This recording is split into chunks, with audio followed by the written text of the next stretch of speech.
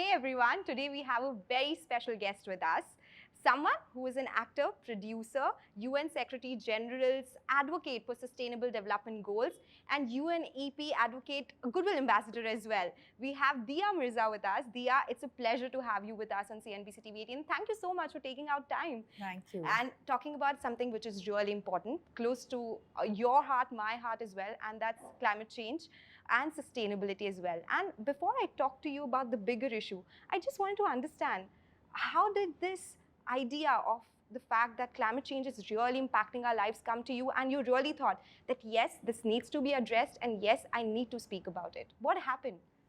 Sonal, interestingly, the first reports for climate change were published and made accessible to the world in 1981, which is the year of my birth.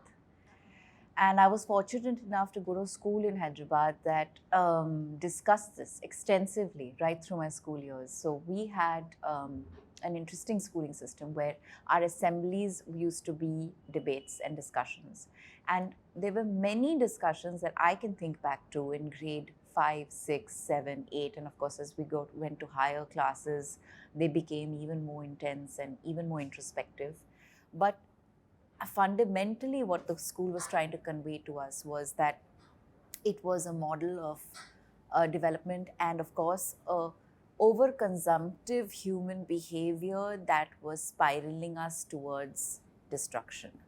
And we as young people needed to be extremely aware of our consumption patterns and be responsible for our consumption patterns. So we were encouraged to grow food, we were encouraged to reuse and recycle and repair and not be wasteful. I've shared this anecdote on some shows when I was much younger and I just won the Miss India and had just started working in the movies, where I spoke about how I would wait for my pencil to go that small before I replaced it. That's how much we were taught to be conscious. Now, obviously, somewhere along the way, life takes over and, aspirations take over and some amount of materialism also takes over, and you kind of learn to, actually forget a lot that you've learned growing up. And it was in my early career in the movies, early phase of my career in the movies, I must have been 23 or 24, I chanced upon a gentleman called Bittu Sehgal, who is the founder of Sanctuary Nature Foundation and Sanctuary Asia. And we were a part of a program for another channel called Save the Tiger. And I got to go to the forest on that program. And something inside me just clicked. And I realized right then that one of the reasons why I was perhaps feeling as lost as I was because I had forgotten the fundamentals of what truly made me feel alive and happy, which was being in connection with nature. So it started from there. And then, of course, my many meetings and interactions with people on the ground, scientists, conservationists, environmentalists at this time helped me understand that we were spiraling towards destruction. We had, of course, destroyed a lot. Yes. I mean, as per recent reports, almost 60% of wildlife has been destroyed in the last 50 years. Yes, and that is something I was reading while coming here, right? So that's... And then, of course, the fact that the triple planetary crisis that we're confronted by, which is biodiversity loss, pollution, and climate change, was something that became just very urgent to my mind, and I couldn't help but want to be a part of the solution and start working in every way that I could to firstly be a communicator. Yes. Because I realized very quickly that the scientists were doing great work, but they were doing it in silos. Civil society did not have access to enough information. There were very few people who were actually conveying the science to people and conveying it in a language that they could understand. And yeah, I just kind of appointed myself to the job. And thank you for that, because climate change, it's still to become trendy, I would say, the conversation around it, but you were one of the few advocates for it who started conversation around it. But I just want to understand, because you know what's happening when I talk to people about, okay, don't do this, be minimalist, try to reduce consumption. It is not taken in the same way as it would for other things. Say people are liking to consume a certain thing, there are trends on Instagram, people follow that quickly. How, according to you, can we make climate change and sustainability a trend? What do you do on a daily basis that ensures that, okay, yes, I am fighting to save climate? So I think we'll have to flip the term, because there is such a thing. Yes, we're confronted by climate change. It is a crisis. It is the defining crisis of our time. So what we require to do is climate action, right? So what we need to make trendy is climate action. I think there are some catchwords that are growing now, and more people are getting aware of, which is sustainability. Of course, it's not always used responsibly, and it's not always used truthfully. Yes. There is, as we all know, a lot of greenwashing happening as well. But I think it fundamentally starts from the understanding. I mean, as I'm a parent now, so I can speak as a parent. What do we want for our children? We want our children to be healthy, safe, and happy. That's the three main things that we want, right? If we continue living wastefully, with overconsumptive habits, unconsciously, unmindfully, where we are, not managing our waste, where we're using single-use plastics rampantly, we're not disposing of our waste effectively or responsibly, we're being wasteful of resources, we're buying too much, we're using too little, then what we're doing in fact is just harming the health of our children. We are causing cancers, we are polluting the soil, we're polluting the air, we're polluting food. So if we truly care for the health of the ones we love, we have to learn to do better. Yes. So is that one of the reasons why you have invested in startups which are sustainably very active, or they actually sell sustainable products? Tell us more about it. Which are one of the best investments for you till now? So Sonal, one of the things that we all have to do is to push for natural, sustainable, organic, healthy to become the norm. These things should not be exclusive. Yes. These things should not be the exception. These things should not be something that we have to struggle to find. Yeah. Our kirana shop should be selling us what is healthy. Yeah. So, and how will that happen? When people like us start investing our hard-earned money, our savings in enterprises, in companies, in industries that are doing this work. So I've identified a few brands who I identified because I started using them myself. Okay. So it was really par for the course. Like, I wouldn't have discovered them if I hadn't started using them. So the first brand that I invested in was Biko, and I started using them in 2019. In fact, I think that is the year the company was founded. I was looking for, chemical-free face tissues and toilet paper and bamboo earbuds and things like that. And I discovered them and I said, I want to invest in this. This is a very powerful idea. I care about what they're doing. They're doing good work, and I want to put my money and my passion, my love behind them. Similarly, I discovered Shumi, which is a company founded by a mother for her children. And she's doing sustainable, natural toys, plastic-free toys for children. And just like that, I found Greendigo, which is a natural clothing brand for babies and children. And then I found Alter, because I started using natural sanitary napkins 5-6 years ago.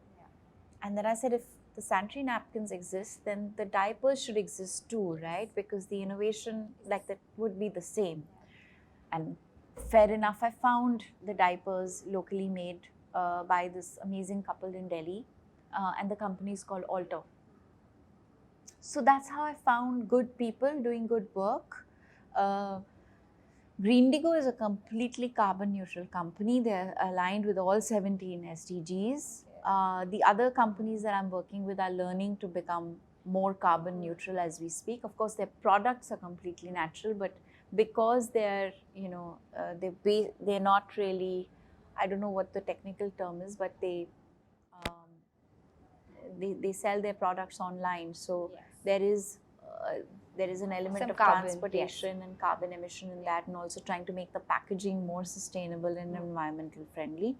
But it's amazing. So then now we're all learning from each other and we're all kind of growing together. It's fantastic. So any more brands that you've identified you think is something that you would be an investor in after becoming a consumer, or just generally like that? Because all the brands I've invested in so far have come from, like I said, my personal consumption choice. And so I wouldn't want you to use anything that I'm not using myself. And yes, I hope to, expand this portfolio because I want to support organizations and companies that are doing good and are making a difference, and encourage more people to do the same thing, because traditional forms of investments don't really focus on ESG, they don't really focus on sustainability, and they don't really focus on, directing your funds towards systems that are a part of the solution. From last COP to this COP, we have really seen the impact of climate change. What are we expecting this time around? You must be speaking to policymakers, you yourself are a big part of it. What do you think should the government focus on right now? Because a lot is being spoken about. Execution is the real thing. So what do you think should happen this time? It's a tough question to answer. A truly tough one, if I have to be honest. So COP26 urged the global north to commit to and send the money that is required towards developing nations to build climate resilience, and of course to switch to renewables, right? That process of switching costs money, and we need the money to be able to do that.